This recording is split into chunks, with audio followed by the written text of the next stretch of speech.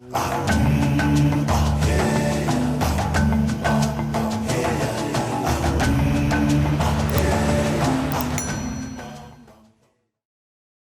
example, the case in France, a judge somewhere in rural areas of France, one of the village judges somewhere, decides that he's going to indict leaders in Rwanda and talks about all kinds of things that happened in Rwanda and, blames Rwandans for. At the same time, there is a bad history between us where actually during the genocide, there are many things that happened that involved some people from France. So now, instead of actually Rwanda having a case against France, a judge in France indicts leaders of a country, military leaders, political leaders, a whole list of about close to 20. And they want to indict them to France to be tried for things that they say they did, which are also completely fabricated. But because of that bad history we have had, they wanted to do that. And we said, this is not possible. We said, if you are doing that, and they called it universal jurisdiction that give the powers to these judges, and we said, okay, if actually your judges have powers to do that, to indict people in Rwanda or elsewhere, and take them to the courts in France, if it is universal, then our judges should have the authority to actually indict your people and bring them to the courts of law. So the question therefore was, how does it become universal when it is just one way? So this was the whole process. In fact, it was the same case with the one I mentioned of Spain, which we have since, on the same basis of argument, actually we have resolved this one. The one with France is still outstanding, and we have said, no way, you are not going to try anybody from here unless we try those we have cases against actually that were committed here. In fact, the people they want to try in Rwanda are not said to have committed crimes in France. They are accusing them of committing crimes in Rwanda. So how about those of your country that actually committed crimes in my own country that you don't allow me to try? So it was a basis of fairness.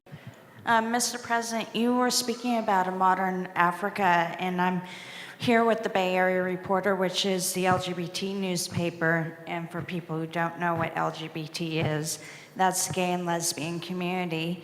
So I'm wondering, you've done so much for women in Rwanda, and they have so much power. I'm wondering, is the LGBT community a part of the future of Rwanda?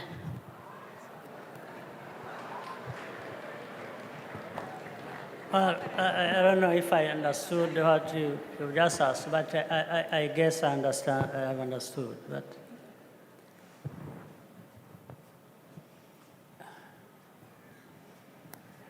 LGBT... Homosexuality. Yes. It hasn't been our problem.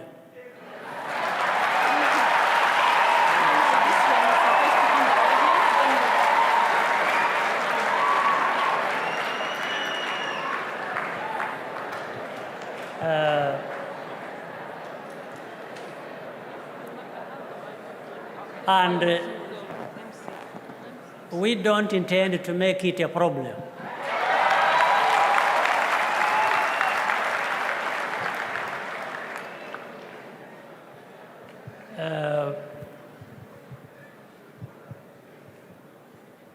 So we are struggling with all kinds of problems we have. And as I said earlier, we want to have everybody involved, participating. That means, as I said, being there for each other again is because we mind being supportive of each other, we mind the stability that comes with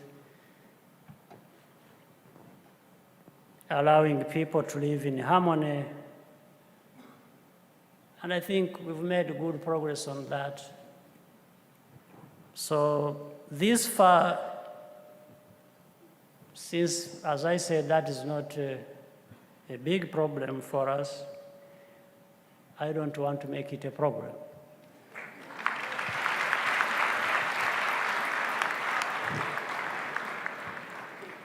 We'll take a question. You know, the other day,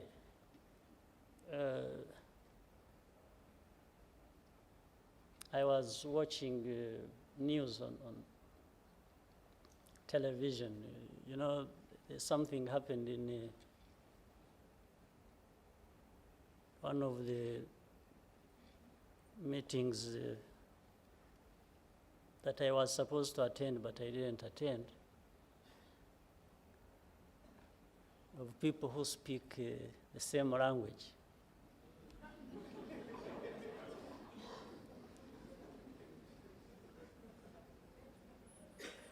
And one of the leaders was very scathing about the majority of the leaders there, you know, wagging a finger to them.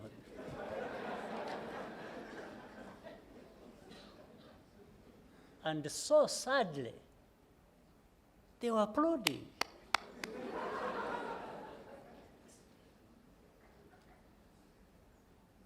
I felt some sickness to my stomach. Absolutely. How can we be the people to accept it? How can we be the people to have fingers wagged at us? More of our leaders.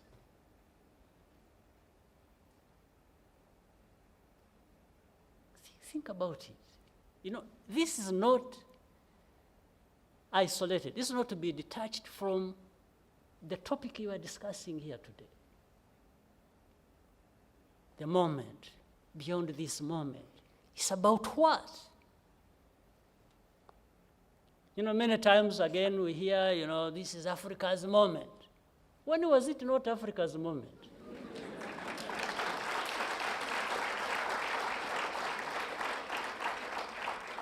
Tell me when it wasn't Africa's moment.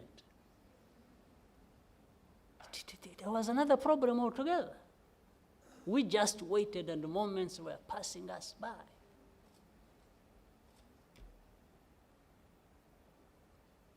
For me, they say this is Africa's century. This is Africa's what?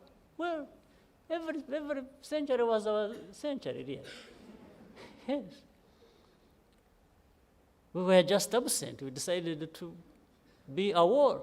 You know, we just were not there. This thing I have kept so quiet about, this thing you saw, I was asking Louise to explain. This, I don't know what to call it, by BBC. Well, BBC is supposed to be, well, the standard of freedom of speech. But all they do is politics.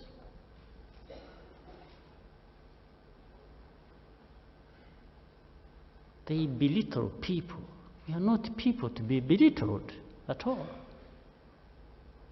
They are no better than anybody.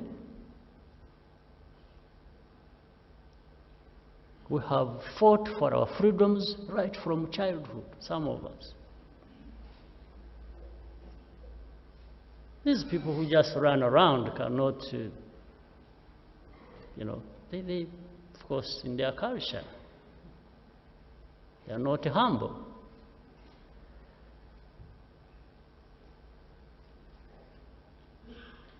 They think they are better than everybody else. Well, it's not God-given. God created us equal.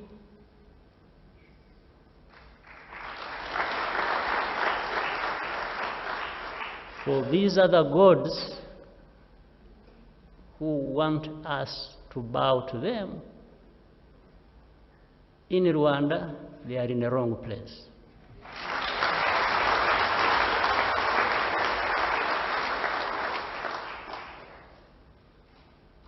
But you can't belittle a people. Well, you can attempt to attack me, to do whatever you want, me as a person. But a people, the Rwandans, to want to size them up and think you can turn them into nothing, it's the wrong thing, but it's also very difficult because we cannot accept it. You've spoken a lot about democracy, and I would just like to point to the accusations of human rights abuses in terms of the elimination of your political opponents or the oppression of the press, and I would just like to hear your comments towards that. No, I would like to hear your comments because for me, it's like, you know, it's always difficult to accuse me of anything and then say, prove yourself innocent. I think I want to turn it to you and say, prove me guilty. That's where the problem lies. You know, the press or human rights groups, or what they say about me personally or about Rwanda,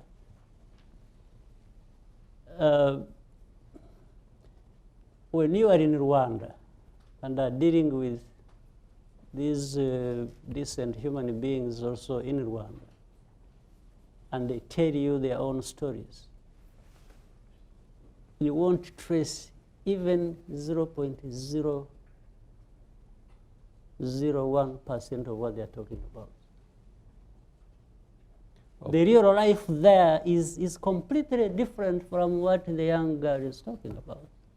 Absolutely different. But people will stay here, will be here in the US and wherever, and they've never even been to Rwanda, they've never met Rwandans. The real Rwandans, they are there. Rwandans are there. The real people of Rwanda who are no different from you, what you aspire to be, to have, to do, they are no different. But it's as if Rwandans, Rwanda is treated like a botanical garden where you just go and water flowers and, you know, no, human beings like anyone in this room. Absolutely. So these so-called human don't know what. I tell you, half of my life I've been living in the trenches, not sure of living to the next day. I didn't fight to be the president of my country. Never. It came by accident, I think.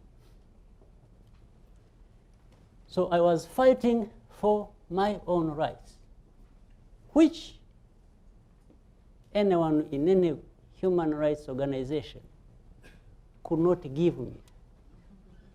And even now cannot give me or cannot give Rwandans. So it's cynical and absurd that anyone would just be there talking about violations, you know, me as the leader of my own people to be accused of violating their rights. It's just an absurd insult. But my answer is simple, is to do my best to serve my people the best way they can be served. That is the answer.